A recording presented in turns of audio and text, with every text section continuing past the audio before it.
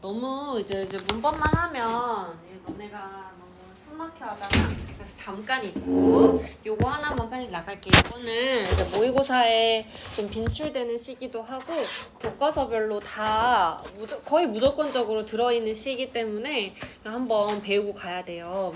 그리고 최근에도 이 매년 수능 특강에 실려 있는 시이기도 해서 꼭 한번 짚고 가야겠죠. 백석의 시예요. 백석의 시. 그래서 요거 빨리 30분 만에 끝낼 건데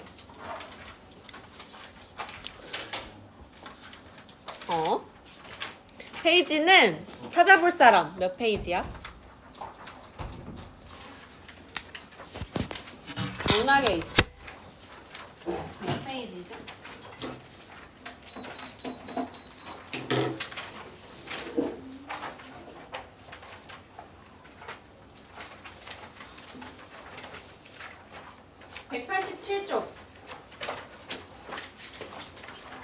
자, 187쪽. 우리 이번에 클리닉 요 남신이주 유동 박시봉강에서 나오니까 요거 잘 보고 한번 공부해 봅시다.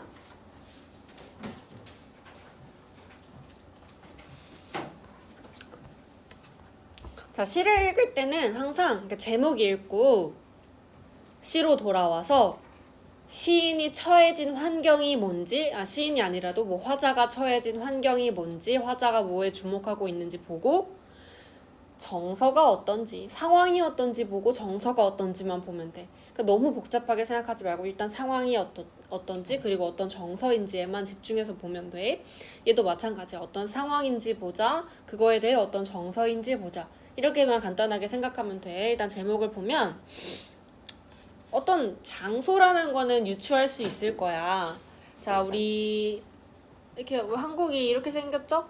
한반도가 이렇게 생겼죠? 그래서 여기 뾰족한 부분, 요 부분이 신의주거든. 신의주. 남쪽 신의주에 있는 유동의 박시봉네 집에서 편지를 쓴다, 이런 의미야. 이렇게?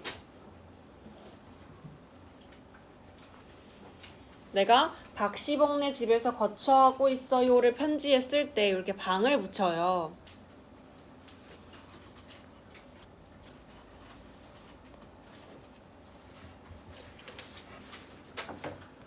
그러면 여기 밑에 제목에 이거 한번 꼭 기억해야 되는 시니까 적고 갈게.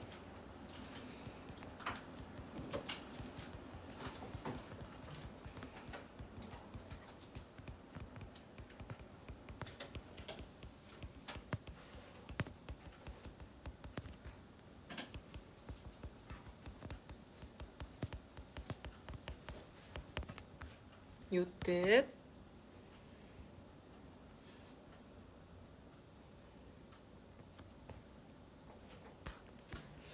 방을 붙인다는 건 편지의 형식을 드러내서 이 박시봉네 집에 살고 있어요, 새들어 살고 있어요를 드러내는 거예요.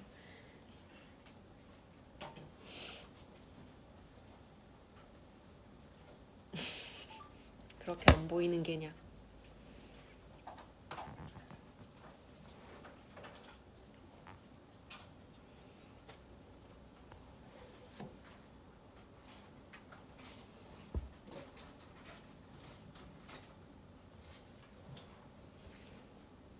자, 간다. 우리 어떤 상황인지 보라 그랬어. 자, 나라고 나왔으니까 지금 화자가 표면에 제시되어 있네. 맞죠? 어느 사이에 나는 아내도 없고 또 아내와 같이 살던 집도 없어지고 살뜰한 부모며 동생들과도 멀리 떨어져서 그 어느 바람 새인은 세다는 거야. 그 어느 바람 센 쓸쓸한 거리 끝에 헤매이었다. 자, 지금 백석시니까 일제강점기 시대야. 일제강점기 시대로 인해서 가족 공통제가 뿔뿔이 흩어진 상황인 건 유추할 수 있겠네, 맞지? 자, 그러면 어느부터 우리 이었다까지 한번 묶어보세요. 어느부터 이었다까지 묶어서 지금 시적 화자의 상황에 주목하라 해서 상황 어떤 상황이야? 가족 공동체가 흩어진 상황이지.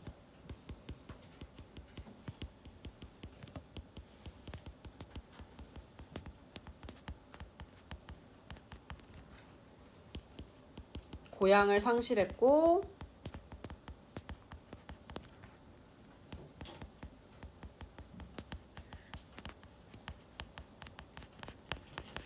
가족 공통체가 흩어지게 된 상황. 현실적 문제로 인한 고향 상실과 가족 공동체의 비극. 가정도 없어지고 부모며 동생들과도 멀리 떨어져서 나는 쓸쓸한 거리 끝에서 헤매이고 있다.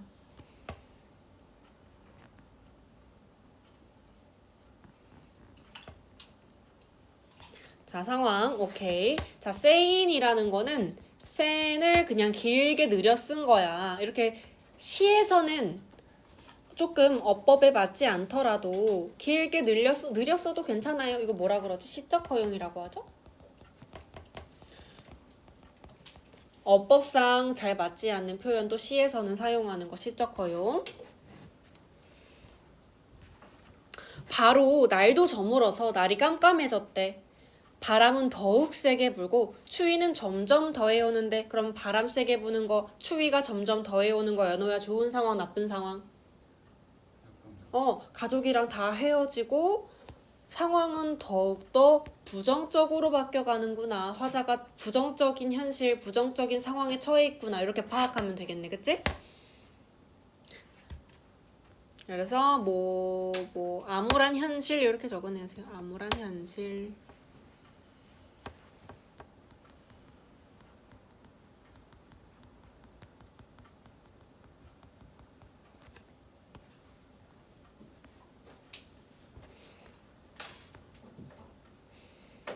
나는 어느 목순의 집 헌 사슬 깐. 자, 사슬 깔았다는 건, 삿은 이렇게 생겼거든요. 이렇게 생겨가지고 그 지푸라기로 만든 방석이에요. 지푸라기 방석.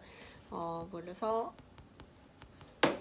갈대 방석 이렇게 써놔. 갈대 방석. 갈대를 이렇게 해가지고 방석처럼 이렇게 쫙 만들어 놓은 자리야. 그러니까 되게 별 볼 일 없는 방석인 거지. 따뜻한 방석은 아니고. 나는 어느 목순의 집에 있대. 야, 여기 목수 누굴까? 누구네 집에 있다 했어, 얘가 지금? 박시봉 씨 집에 있다 했지? 아, 박시봉 씨가 이 목수구나. 추측하는. 나는 어느 목순의 집 헌 갈대 방석 사슬 깐 한 방에 들어서 쥔을 붙이었다. 쥔을 붙였다는 거는 새 들어 산다라는 뜻이야. 새 들어 산다. 자, 그러면 우리 백석의 시 중에는 평안도 방언이 드러나는 시어들이 많이 나오거든요. 평안도 방언. 북쪽이야, 평안도가. 그러니까 우리한테 조금 이색적이고 낯선 단어들이 많이 나와요. 그러니까 그런 시골에서 쓰는 단어들이. 시골에서 쓰는 단어들이 사용되면 우리한테 주는 효과는 향토성 이런 게 있겠지?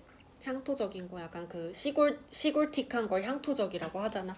얘도 이 삿 역시도 향토적인 시어에 해당해요. 그래서 해서 향토적 시어는 따로 이렇게 표시해 놓을게.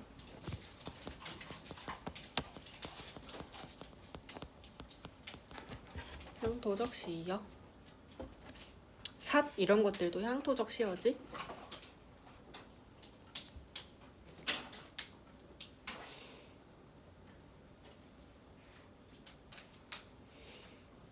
자, 그럼 상황 다시. 나는 지금 아내도 없고 아내와 살던 집도 없고 부모와 동생도 떨어져서 바람 센 거리에 혼자 헤매이고 있어. 날 저물어서 바람 더 커져. 추위 점점 더 추워져. 목순의 집. 내가 지금 어디에 있는지 봤더니 목순의 집 헌 사슬 깐 한 방에 들어서서 새들어 산다. 나 이렇게 비루하게 살고 있어. 이리하여 나는 이 습내 나는 춥고 누긋한 방. 누긋하다라는 거 눅눅하다는 거야. 너네 방 눅눅하면 곰팡이 쓸고 엄청 안 좋잖아, 습한 거. 이거 다 부정적인 상황이지. 춥고 습내나고 누긋한 방에서, 좋지 않은 환경에서 낮이나 밤이나 나는 나 혼자도 너무 많은 것 같이 생각하며. 너네 이런 거 느껴본 적 있어? 나 하나로도 너무 벅찬 거야, 상황이. 지금 내 하나 몸 건사하기도 벅찬데 왜 이렇게 일이 많은 거야. 나 대학생 때 항상 이런 생각했어. 지금 나 하나, 내가 물건 하나 잃어버리는 거, 내가 아침에 학교 가는 거 하나도 하기 힘든데 나는 왜 자꾸 나한테 과제를 시키는 거야. 내 몸 하나 건사하기도 힘든데. 그런 거 안 느껴봤어? 안 느껴봤어? 그런 감정인 거야. 그러니까 너무 힘들다는 거지. 나 혼자도 너무 많다. 그냥 나 혼자 있는데 나 혼자 내 몸 하나 이렇게 어떻게 건사하기도 너무 벅차다는 거야. 나 혼자도 너무 많은 것 같다. 자기 몸 하나도 건사하기 힘들다는 거.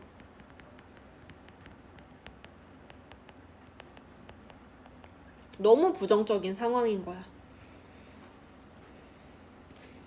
나 혼자도 너무 많은 것 같이 생각하면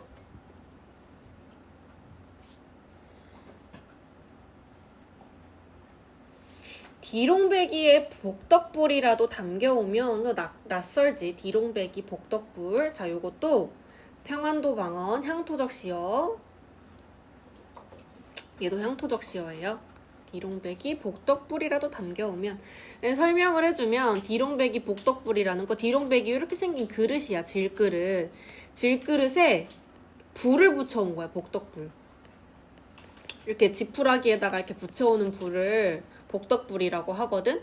얘가 이렇게 불을 붙여온 거야. 따뜻하게 이렇게 좀 쬐일라고.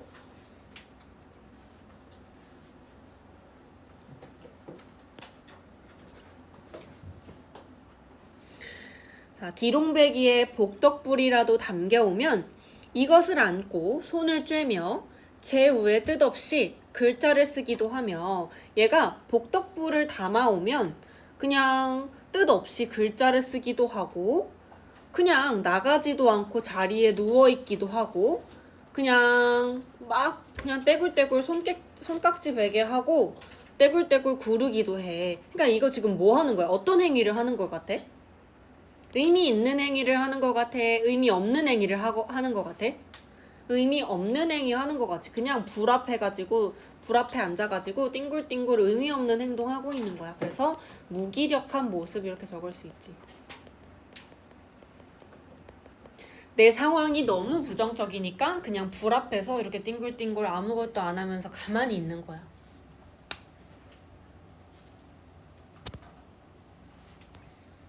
요거는 뒹굴기도 이렇게 적어놔. 뒹굴기도.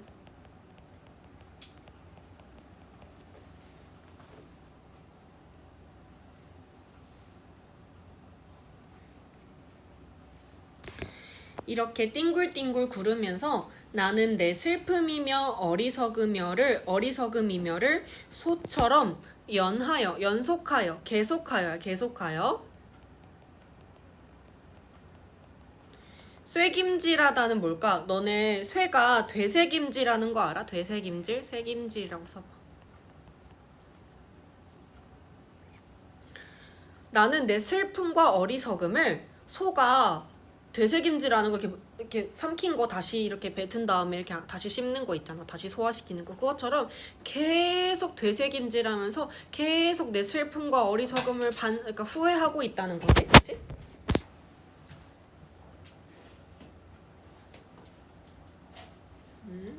그래서 여기는 태도는 지나온 삶에 대해 반성하고 있어. 지나온 삶에 대해 계속 후회하고 반성하고 있는 거지.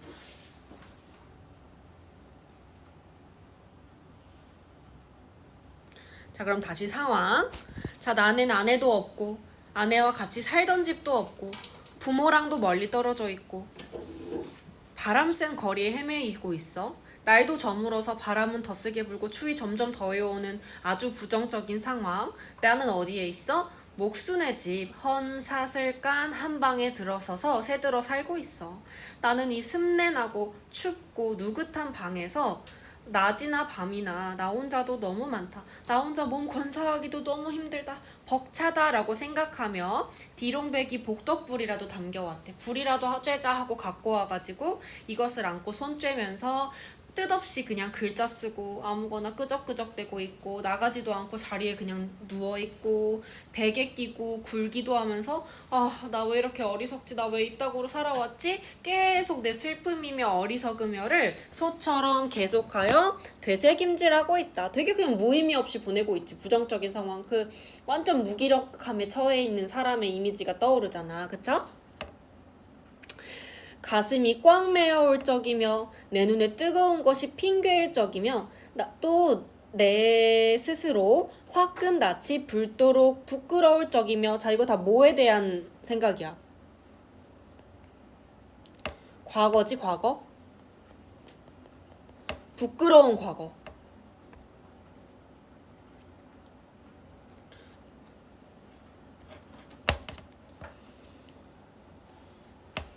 근데 슬픔과 후회, 한스러움이 있는 과거인 거지.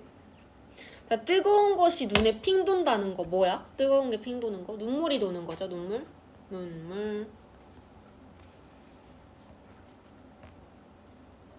그래서 나는 내 슬픔과 어리석음에 눌려 죽을 수밖에 없는 것을 느꼈다. 계속 슬픈 상황을 생각하다 보니까 그 슬픔에 지가 눌려 죽는 듯한 느낌을 받았대. 즉, 삶에 대한 절망과 체념인 거지.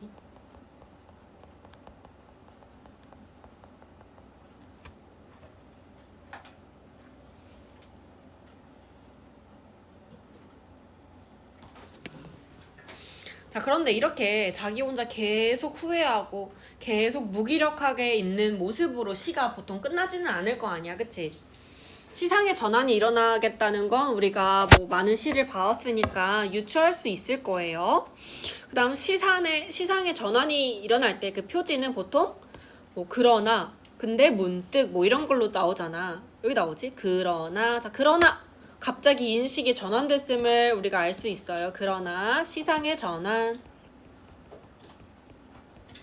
시적 상황이 전환되고 있는 거지.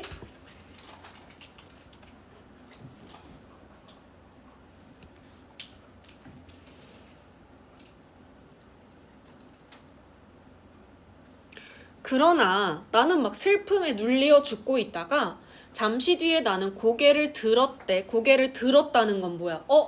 뭐지? 갑자기 뭔가 인식하고 고개를 들었다는 건 상승의 이미지가 있잖아. 보통 상승의 이미지가 나온 건 긍정적인 이미지랑 통하거든. 상승의 이미지, 긍정 이미지. 그래서 상승 이미지는 들었다는 건 절망에서 희망으로 태도가 변했다는 걸로 해석할 수 있어요. 우울에 땅 보고 있다가 하고 고개 들었으니까 희망으로 전환됐다. 허연 문창을 바라보든가 또 눈을 떠서 높은 천정을 쳐다보는 것인데, 자, 눈을 떠서 그 다음 눈을 뜨는 거, 천정 바라보는 거, 천정을 쳐다보는 것, 이런 거 다 천정 쳐다보는 거, 눈 뜨는 거, 그리고 고개를 드는 거 다 상승의 이미지랑 관련이 있지. 이때 나는 내 뜻이며 힘으로 나를 이끌어가는 것이 힘든 일인 것을 생각하고 이것들보다 더 크고 높은 것이 있어서 나를 마음대로 굴려가는 것을 생각하는 것인데, 이게 조금 중요한 문장이라서 다 밑줄 쉴게.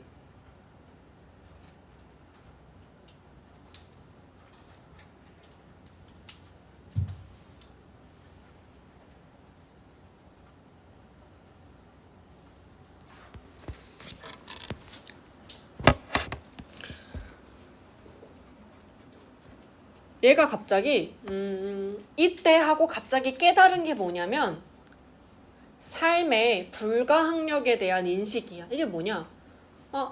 내가 이렇게 괴로워할 필요가 있나? 어차피 사람은 다 주어진 운명대로 사는 건데 내가 이 운명대로 사는 삶 안에서 이렇게 아등바등 괴로워한다고 해서 뭐 달라질 게 있나? 그럼 이건 뭐야?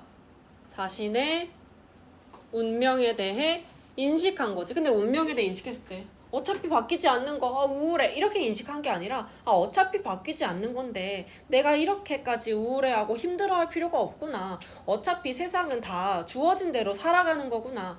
인식하면서 오히려 마음에 안정을 얻게 되는 거예요, 상황은. 그래서 이 부분은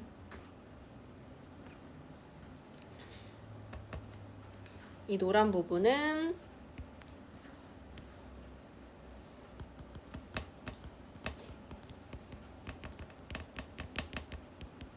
삶의 불가항력성. 그러니까 어떻게 힘을 줘서 바꿀 수 있는 게 아니다에 대한 인식. 어차피 다 운명대로 사람은 살아가게 돼 있다. 그 다음에 더 크고 더 높은 게 뭐야? 바로 더 크고 높은 것. 더 크고 높은 것은 운명이라는 거지, 운명. 나를 좌지우지하는 이 운명이 있어서 어차피 나를 마음대로 굴려가는 것은 그 운명이지 내가 어떻게 할 수 있는 게 아니구나.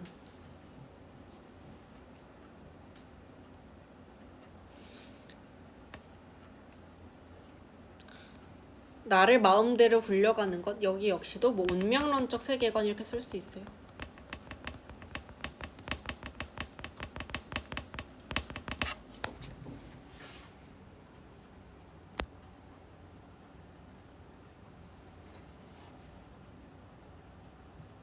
이렇게 하여 내 어지러운 마음에는 슬픔이며 한탄이며 가라앉을 것은 차츰 앙금이 되어 가라앉고 외로운 생각만이 드는 때쯤 해서는 외로운 생각만 든대. 요거는 근데 외로운 생각이라 해서 무조건 나쁜 게 아니라 인간은 원래 외로운 거야. 인간은 원래 외롭고 그리고 가족에 대한 생각, 가족에 대한 외로움, 그리움 드는 거는 당연한 감정이잖아. 그 전까지는 막 삶에 대한 후회, 막 불안 이런 거에 엄청 점철되어 있었다면 지금은 좀 약간 고요하게 외로움에 대한 생각만 든다는 거지. 그래서 나쁜 상황은 아니라는 점.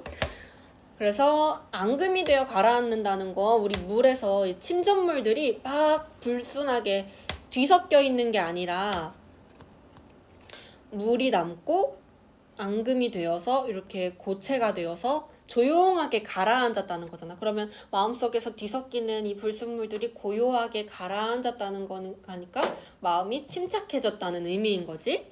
그래서 이 부분, 내 어지러운 마음부터 해서는까지, 아니다, 내 마음부터 가라앉고까지는, 내 어지러움부터 가라앉고까지는 내면의 안정 이렇게 써. 내면의 안정.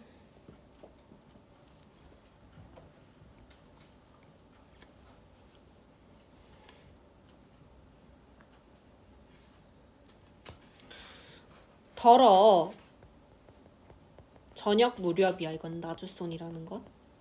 덜어 저녁 무렵에 살랑살랑 싸랑눈이 와서 문창을 치기도 하는 때도 있는데, 자, 살랑살랑 뭘까? 살랑살랑. 싸랑눈이 이렇게 살랑살랑 내리는 걸 묘사했어.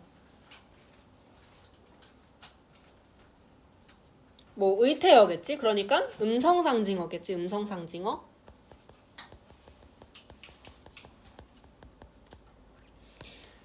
나주손에 살랑살랑 싸랑눈이 와서 문창을 치기도 하는 때가 있는데, 눈이 와서 문창을 툭툭툭툭 두드리는 상황이야. 여기서 눈이 오는 상황 긍정적인 상황이었어? 부정적인 상황이었어? 내가 이렇게 마음의 안정을 얻었어도 싸랑눈이 와서 문창을 치고 가는 때도 있다. 여전히 부정적인 상황도 있다.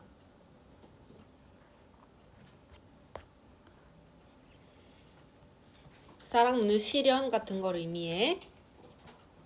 근데 나는 이런 저녁에는 화로를 더욱 다가가 끼며 무릎을 꿇어보며, 여기까지가 다 꾸며주는 말이거든. 어느 먼 산 뒷옆에 바우섭에는 이것도 바위 옆에 따로 외롭게 서서 어두워 오는데 하얗게 눈을 맞은 그 마른 잎새에는 살랑살랑 이거 눈 맞으면서 나는 소리. 아이고 이게 의성어였구나. 살랑살랑 소리도 나며 눈을 맞을 그 드물고 굿한 정한 갈매나무라는 나무를 생각하는 것이었다. 그럼 이 모든 게 다 갈매나무 꾸미는 말이야. 어느 먼 산 바위 옆에 외롭게 서서 어두워오는데 눈을 조용히 고고하게 맞고 있는 마른 잎새에는 살랑살랑 눈이 맞으며 소리도 나며 그 눈을 맞을 그 드물다는 굳고 정한 갈매나무를 생각한다. 자, 그러면은 우리 다시 해석해 보면 다시 해석해 보면 이렇게 어지러운 생각이 드는 때쯤 싸락눈이 와서 문창을 치기도 하는 때도 있대. 부정적인 상황이 찾아오는 때도 있는데 나는 이런 부정적인 상황이 올수록 갑자기 더욱 더 경건한 자세를 띠면서 누구를 생각하냐면 외롭게 서서 겨울에도 고고하게 피어있는 갈매나무를 생각한대. 자, 이거는 뭐냐? 너네가 이제 막 힘든 상황이야. 엄청 힘든 상황이고 막 시험 공부 때문에 너무 지치는 상황이고 막 절망하고 막 이런 상황에서 너네 우상 누구야? 호날두야? 호날두 좋아해? 갑자기 호날두를 떠올리는 거야 너네가.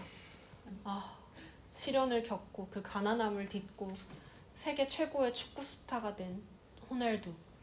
더 어려운 상황이 올수록 호날두, 메시로 할까? 메시로 해 그럼. 뭐 메시. 그 어려움을 겪고 이겨낸 메시를 생각하는 거야 갑자기. 이거랑 똑같은 거야. 갑자기 갈매나무를 생각한다는 거는, 갈매나무는 그 눈을 맞으면서도 이렇게 가만히 서 있대잖아. 굳게 서 있대잖아. 뭐 고난을 이겨내는 의지적 삶을 뭐 표상하는 그런 매개체 같은 것들이지. 그걸 갑자기 딱 떠올리면서 나 역시도 이 갈매나무 같은 태도를 지녀야겠다라고 결심하는 거겠지, 그치? 오케이? 그러면 자, 갈매나무는 적자.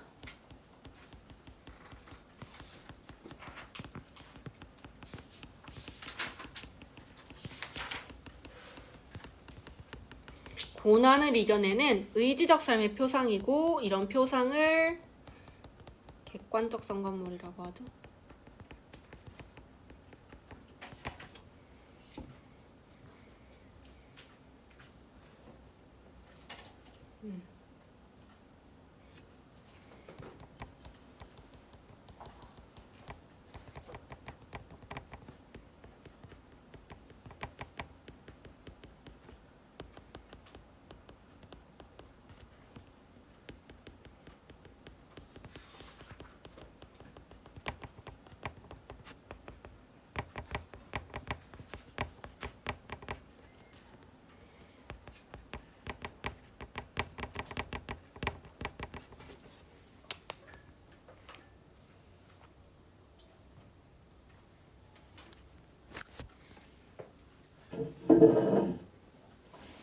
시련 속에서도 의연하게 삶을 살아가겠다는 의지를 드러내는 소재입니다.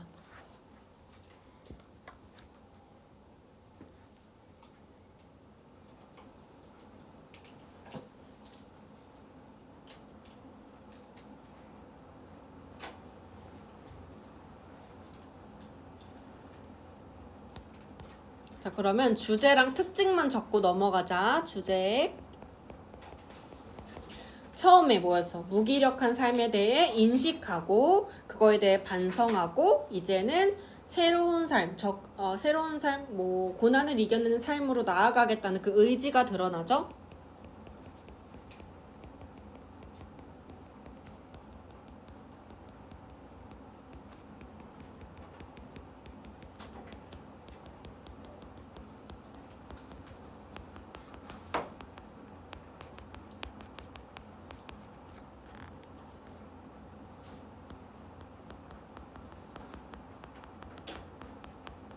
무기력한 삶에 대한 반성과 새로운 삶에 대한 의지.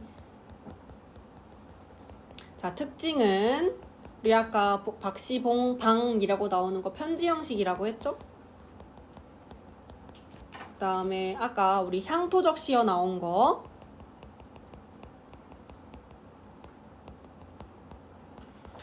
평안도 방언과 향토적인 시어 사용. 그 다음에 우리 특징 보면 눈을 맞을, 그리고 계속 오는데 깐 방에서 생각하며 떨어져서 하며 저기며 쉼표가 엄청 많이 사용되거든.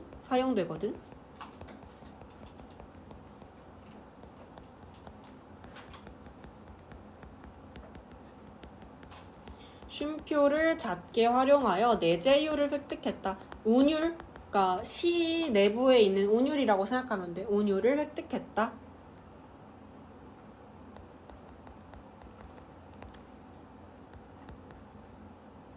그 다음에 우리 시는 원래 좀 짧고 압축적으로 전개되는데 얘는 자기 이야기 얘기하듯이 쭉쭉쭉쭉쭉 글 쓰듯이 썼잖아.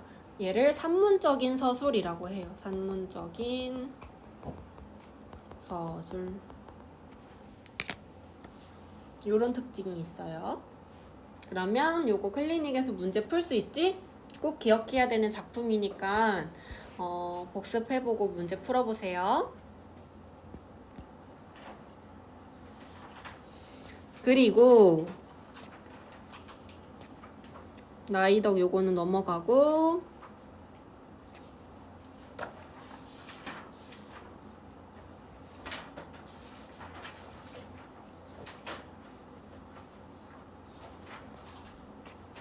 자 여기 보면 여기 몇 페이지야 이거? 몇 페이지죠?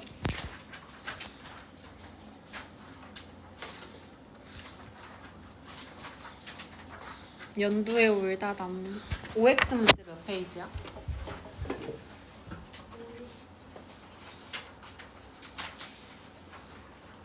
아 195페이지 195페이지에 보면 여기 남신이주 문제 있지. OX 195부터 197까지 OX 한번 해보자. 근데 그 연두에 울다는 빼고 남신이주만 195부터 197까지.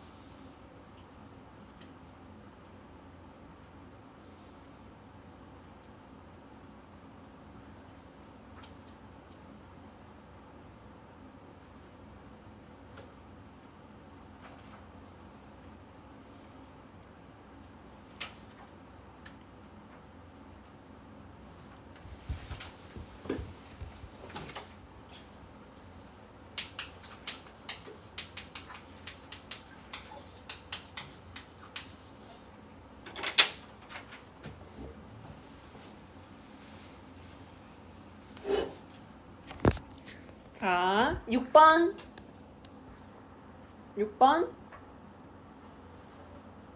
X. 그치?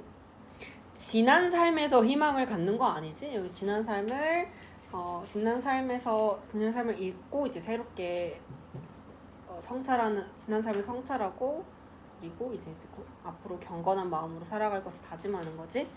7번 X. 8번은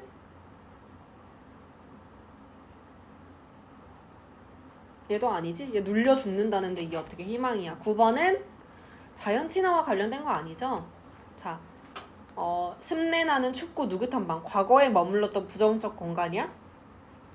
아니야. 지금 여기에 있어. 지금 여기 화자의 시적 공간이잖아.